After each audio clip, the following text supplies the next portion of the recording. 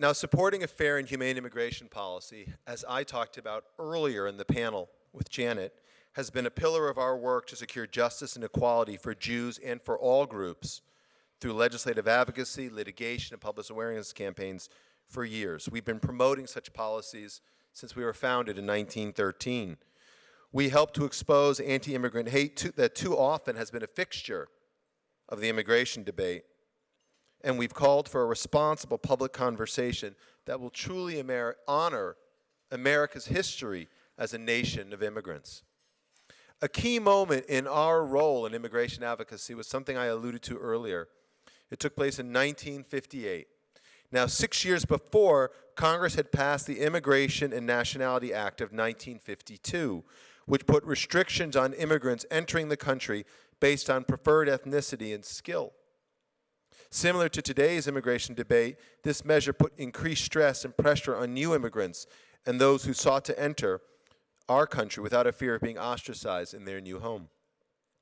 Seeking a public voice, because of our concern about this legislation, because so many members of the ADL family in 1958 were themselves former refugees from Europe, the ADL reached out to a junior senator from the Commonwealth of Massachusetts, a young man named John F. Kennedy, and asked him to contribute to highlight the contributions of immigrants at a time, again, when our country was locked in a debate about the direction the policy should take.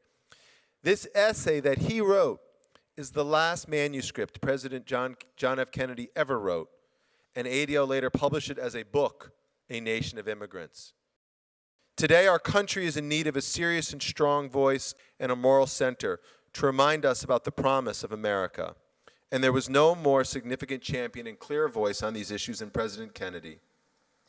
He was a visionary who believed that American values both tradition and explore new frontiers, and that the rights of its newcomers to build better lives represented the best of who we are as a country. Ladies and gentlemen, it was 53 years ago that President Kennedy spoke to an ADL audience in this hotel on our 50th anniversary. His words, again, seem to me as relevant today as they were then. It seems to me that it is our responsibility in this year of change and hope to prove that we are equal to this great inheritance, to make sure that those four freedoms, indeed the great concept of indivisible freedom, is made available to all of our people, to all of our citizens, and to bear our part of the burden, as we have for so many years, in making that great concept available to all people. To realize that we are the descendants of 40 million people who left other countries, other familiar scenes, to come here to the United States to build a new life, to make a new opportunity for themselves and their children. Muslim, Jewish, Christian, and we're just here to make friends and just know each other a little bit more. Maybe some of them might think differently or have bad intention about us. Maybe this might change the way they think about us. Nobody should be discriminated because of what they practice or what their religion is. Because you should be unique the way you are. You should be different. You don't have to be the same people as other people. I really think that, if you're a human, period. They might believe differently, but I mean, we're the same people. That is what this organization has stood for 50 years. That's what this country has stood for 200 years. And that's what this country will continue to stand for. Thank you.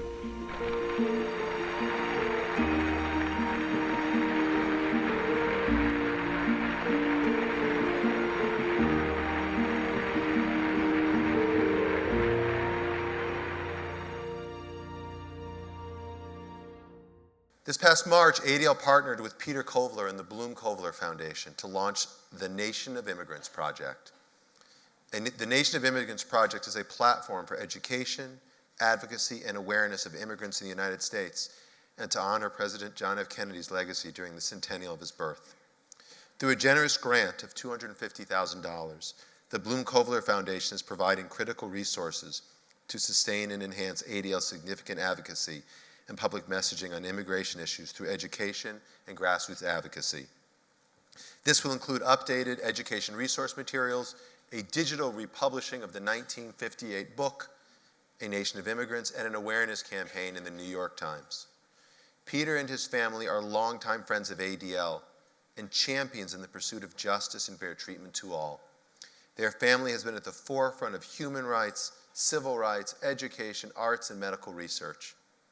In addition to this significant investment in our substantive work, we will present the first tonight, right here, the first ADL Blum Kovler Family Award for Immigrants' Rights, honoring an individual or group's contributions to fair and welcoming treatment of immigrants. Thank you, thank you, thank you, Peter and Judy. And I am proud to say that tonight we could not be more privileged and more humbled to present this inaugural award to the Hebrew Immigrant Free Aid Society, HIAS, and its CEO, Mark Hetfield.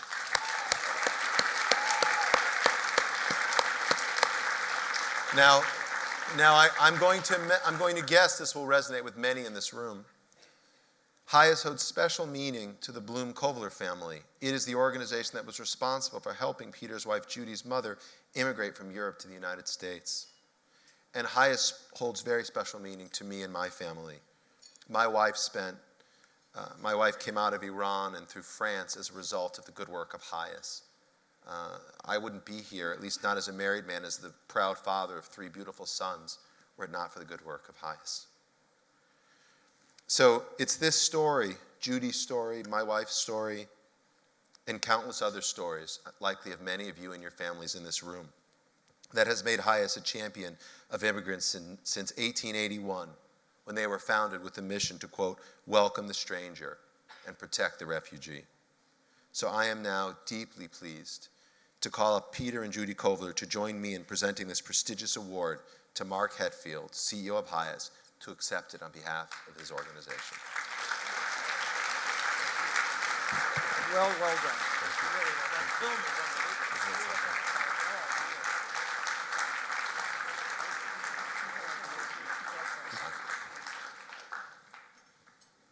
We have a little something for you, Mark. Please. Thank you so much. As Jonathan said, HIAS was founded in 1881, and it's such an honor to be honored like this by such a young, upstart organization like ADL. HIAS was founded as the Hebrew Immigrant Aid Society on New York's Lower East Side in the 19th century to ensure that refugees who were fleeing the pogroms of Russia and Eastern Europe would be welcomed into the United States. We had to make sure that the immigration authorities at Castle Garden and then later on Ellis Island did not turn these refugees who were fleeing a genocide back to countries where they would be left totally unprotected. During the first 40 years of HIAS's existence, from 1881 to 1921, the United States had the confidence and the courage to welcome over 23 million refugees and immigrants, including over 2 million Jews fleeing the turmoil in Eastern Europe.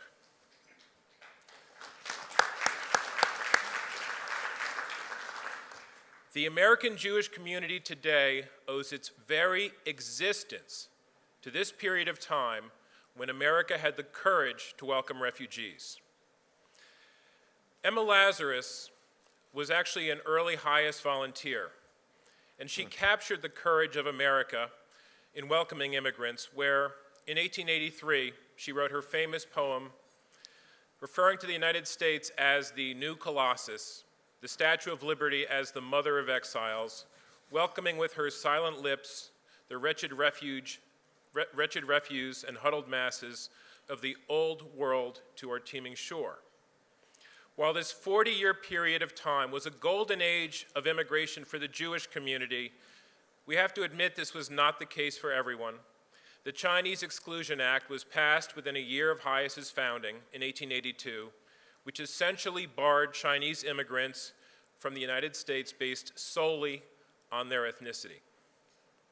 One world war and 40 years after HIAS's founding, in 1921, the United States Congress enacted the Emergency Quota Act.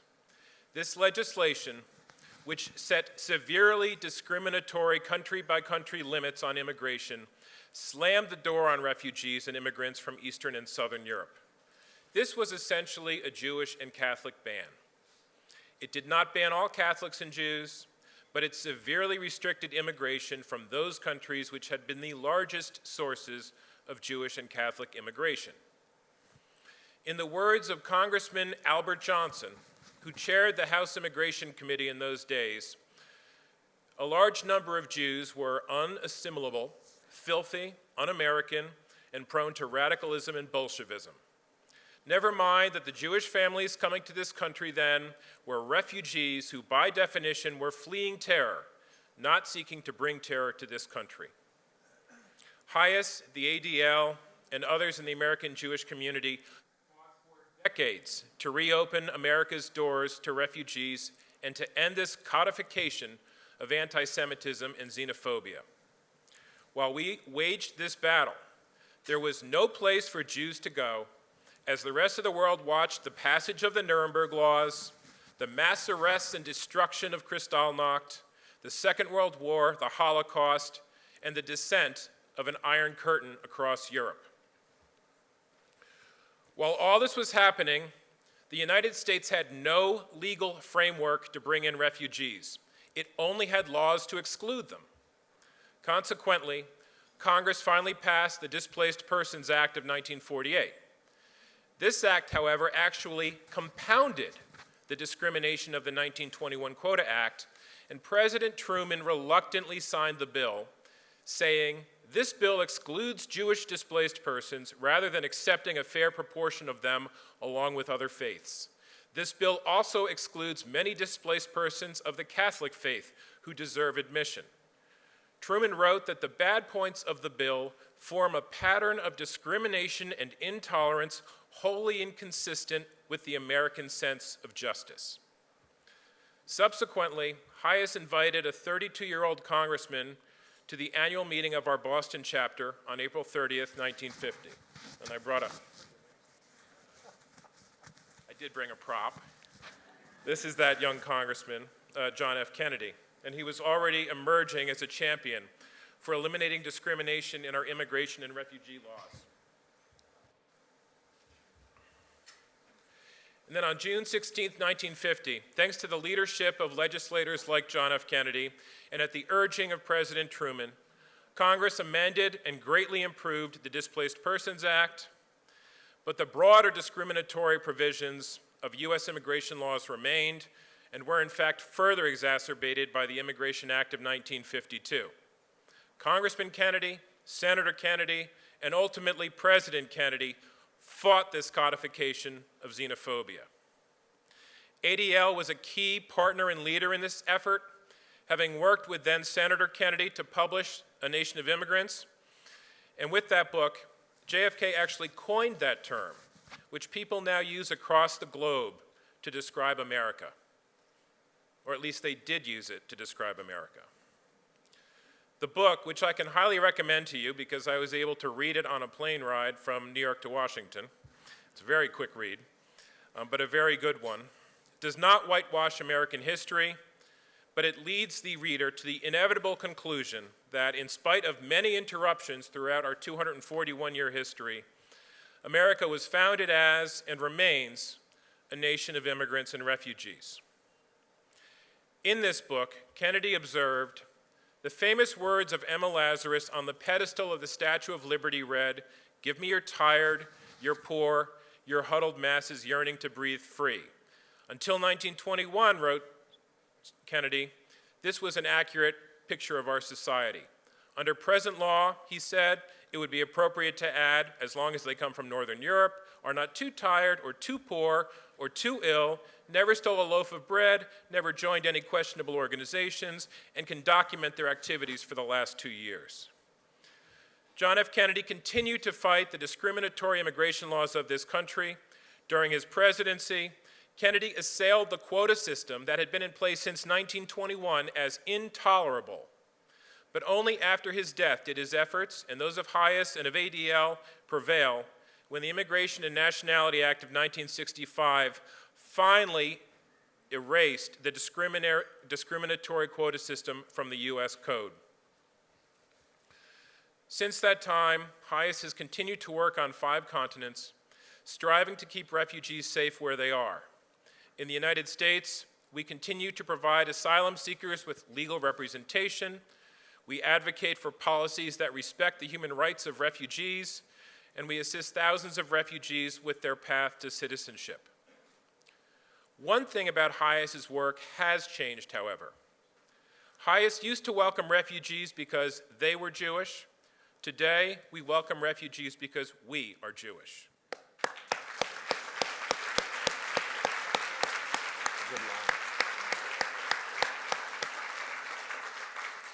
The Jewish people are commanded no less than 36 times, and I've counted, in the Torah to love and treat the stranger as ourselves, for we were once strangers in the land of Egypt. If America is a nation of immigrants, Jews are a nation of refugees. We have been refugees over and over and over again for millennia after the exodus from Mitzrayim. Just as in 1921, many Americans today are afraid that refugees will bring the problems of their own regions to the United States. Now, how are our politicians, our leaders in the United States addressing these fears? Are they giving Americans the facts about refugees being vetted and the facts that refugees are fleeing persecution and not bringing it? No. Instead, many politicians are doing a great disservice to the safety and security of this country by stoking fear. After the Paris attack on Friday the 13th of November in 2015, U.S. politicians tripped all over each other to declare that they would protect America by banning Syrian refugees, especially Muslim Syrian refugees, notwithstanding that that attack was not committed by any Syrians, but by radicalized Europeans. This scapegoating of Syrian refugees spread like wildfire. Within days, 31 governors in our country in November 2015 declared that their states will not welcome Muslim refugees from Syria, and these sentiments were reinforced by 14 of the presidential candidates who were running in the primaries. Today, as for nearly half of the 20th century, our country is flirting with the ugly concept of treating people differently based solely on where they happen to be born and what their faith happens to be. I wrongly thought that America had put that part of our history behind us. And if there's any doubt that we have not, just read the executive order that the President signed on January 27th. Now, how many in this room have actually read this thing? Okay, because I'm sure you all know what it did, so I won't talk about what it did. What you need to, you should all read it, especially if you're with ADL, because you need to know what it says in the purpose statement. Now, we think of refugees and immigrants as people who bring a lot to this country, as people who have helped build this country.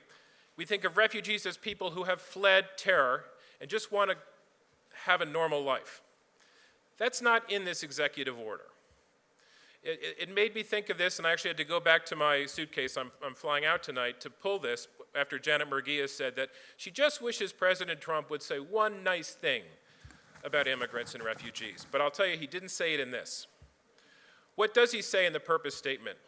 He says that refugees and immigrants commit terror-related crimes, that they bear hostile attitudes toward the United States and our founding principles, that they oppose our Constitution.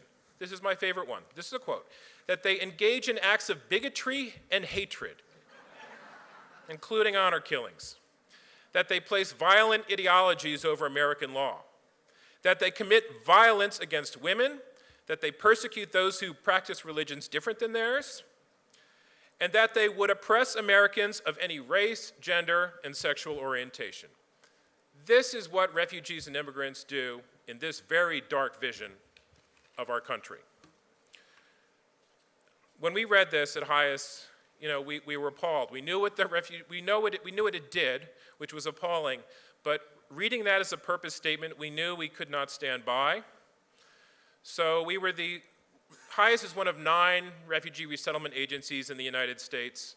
We were the only one to file a suit as a plaintiff against the Trump administration's January 27th and March 6th refugee and Muslim majority country bans.